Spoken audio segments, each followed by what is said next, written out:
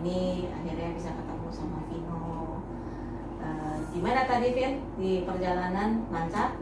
Ya, lancar. Oke. Susah nggak cari tempatnya? Enggak sih. Oke.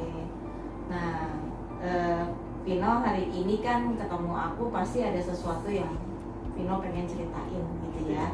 Boleh tahu dulu nggak Vino bisa akhirnya mencari saya, mau ketemu sama saya itu siapa ya yang rekomendasi ya? Nah, kalau saya nggak tahu kakak itu dari tante saya. Oke. Jadi kayaknya kalau sampai Vino setuju untuk ketemu, ada sesuatu yang sangat mengganggu Vino ya. Iya. Nah, mungkin aku perlu tahu juga sedikit ya, Vino itu siapa sih, usia berapa, sekarang ini apa ini kuliah, apa belum lulus SMA, kira-kira sedikit deh Vino cerita tentang diri Vino dulu. Oke, nama saya Vino.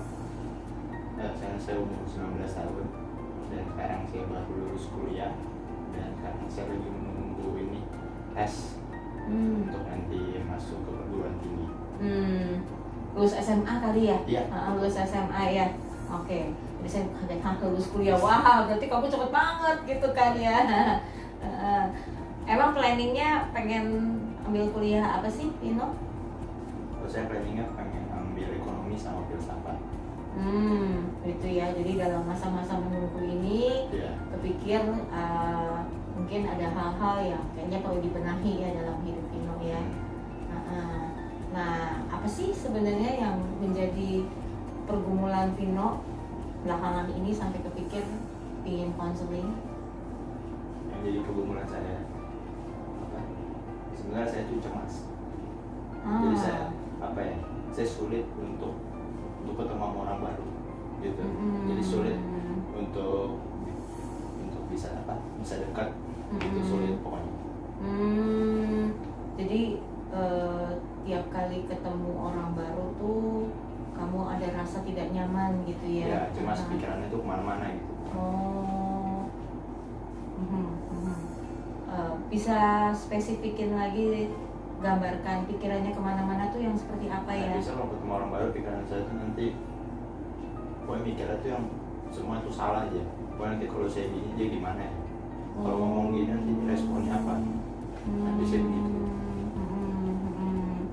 Jadi ada ketakutan dalam diri Vino, nanti orang melihat kamu berkomentar hal-hal yang negatif gitu ya.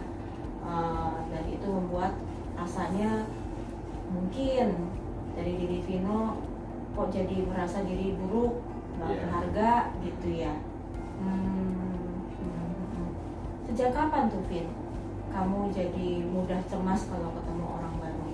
Bisa Pak, tunggu apa ya, saya mulai cemas tuh waktu masuk ke remaja. Usia berapa tuh kira-kira waktu SMP kelas 2 lah. Itu umur 14 atau 15 tahun. Gitu. Sebelumnya kamu kayak gimana memangnya? Sebelum masuk ke remaja, sepertinya kamu pribadi yang berbeda gitu ya. Kayaknya nggak ada masalah gitu. Mak, seperti apa sih kalau boleh kamu ceritain? Waktu kecil gitu, kamu orangnya seperti apa yang kamu ingat? Kecil kalau menurut orang tua saya tuh orangnya pokoknya aktif lah gitu. Ngomong sini, ngomong sana gitu. Pokoknya aktif aja gitu. Kayak nggak punya malu lah. Berani gitu ya, berani. ketika termasuk ketika misalnya tampil gitu. Iya, betul. Oh, oke. Nah, sejak remaja itu kelas 2. Sejak remaja itu mulai. Apa ada kejadian yang memicu Vino di masa-masa itu yang membuat Vino akhirnya mulai jadi mudah cemas ketika ketemu orang? Mungkin kalau kejadian waktu itu yang saya ingat ya, mungkin itu yang membuat saya agak sedikit trauma kali. Waktu SMP kan saya jadi petugas upacara. Nah itu saya kan petugas upacara yang baca undang-undang. Kan itu panjang tuh, masih suruh baca. Sementara itu kan saya baca sambil dilihat sambil dilihat satu sekolah gitu kan. Nah pas saya baca itu kan saya grogi, Nah suara saya makin kecil, terus ada sedikit terbata-bata. Nah situ saya mulai keringetan apa gitu. Nah itu saya mulai dari situ mulai mikir nanti orang lihat saya gimana ya. Realitanya bener, waktu kamu mulai suaranya kecil, terbata-bata, akhirnya respon dari orang-orang sekitar itu bisik-bisik atau ketawain kamu atau gimana pada waktu itu? Nah sebetulnya kalau saya ingat lagi saat itu nggak ada, saya cuma mungkin di pikiran saya udah grogi. Nah pas sudah kelar upacara itu guru saya menanya, apa itu tadi kamu kenapa? Itu tadi kamu sakit ya? Gitu kan ditanya gitu. Jadi itu peristiwa yang kamu ingat memicu kamu jadi mudah takut, cemas kalau masuk ke dalam lingkup orang baru gitu. Iya. Kan kejadiannya nyata ya waktu itu ya. Apa sih yang Vino lakukan sesudah itu, sesudah kejadian yang untuk memperbaiki rasa cemas kamu gitu kan? Kamu akhirnya nyadar gitu, oh saya terbata-bata, jadi keringetan gitu ya. Ada nggak kamu cerita sama orang atau gimana? Nah justru kan habis itu kan apa ya, guru saya kan jadi malah nanya kamu sakit. Terus di pikiran saya kok dia malah nanya saya sakit gitu kok. Padahal kan saya nggak sakit gitu. Pas habis kejadian itu saya udah ngomong lagi, sama sekali tampil suruh ngomong udah nggak mau gitu. Apa yang Vino pahami ketika guru bilang kamu sakit dan kamu sebenarnya nggak sakit, dan itu kayaknya ganggu kamu banget ya? Karena sebenarnya saya nggak sakit, kan sebenarnya saya grogi. Oke. Dan itu satu kejadian itu ternyata berefek ya sampai dengan saat ini ya Vino ya. Iya. Nah, kan akhirnya ada muncul mungkin ada tugas sekolah, harus tampil di depan, harus ketemu gitu. Nah, sesudah kejadian itu, apa sih yang kamu lakukan ketika mau nggak mau kamu harus masuk ke dalam lingkungan baru, harus tampil di depan? Biasanya apa yang kamu lakukan? Nah, kalau misalnya habis kejadian itu, saya bukan sama sekali nggak mau.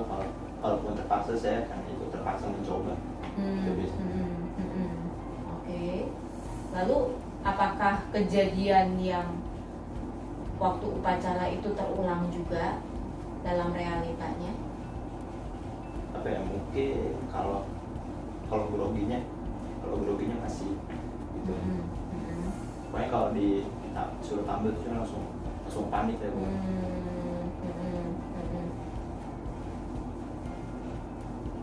Jadi tetap sebenarnya kalau dalam situasi harus maju, kamu tetap berani untuk coba ya. Iya. Tapi groginya tetap ada gitu ya. Ada. Oke. Groginya sampai kayak gimana sih? Ya, paling sampai nggak bisa tidur lah pokoknya. Ada yang tidur karena terus itu kan, terus kepikiran. Oke. Yang ngalamin seperti ini ya, takut untuk maju ke depan, takut bicara itu hanya kamu saja di tengah keluarga, atau sebenarnya misalnya ada saudara atau ada tante, ada om yang ternyata juga punya kecenderungan yang sama kan? Apa ya, paling kalau grogi tante sih. Oh gitu. Cuma dia groginya nggak sampai yang nggak bisa tidur. Cuma mungkin dia panik gitu. Dalam pengalaman Vino selama ini ketika mencoba berusaha memperbaiki, pernah nggak berhasil mengatasi groginya jauh lebih baik? Nah justru groginya itu bisa hilang tuh kalau misalkan udah langsung kalau tampil langsung tampil aja gitu. Memang sebelumnya grogi, tapi ketika udah maju udah selesai itu hilang sendiri itu groginya. Tapi memang sebelumnya itu memang parah banget. Jadi kalau mendadak malahan groginya nggak terlalu gitu ya. Tapi kalau misalnya dikasih tahu 2 hari sebelumnya gitu, kamu jadi terus mikirin gitu, kalau pas malam atau besok kan gimana gitu ya, mulai plan dan sebagainya tuh malah tambah jadi grogi.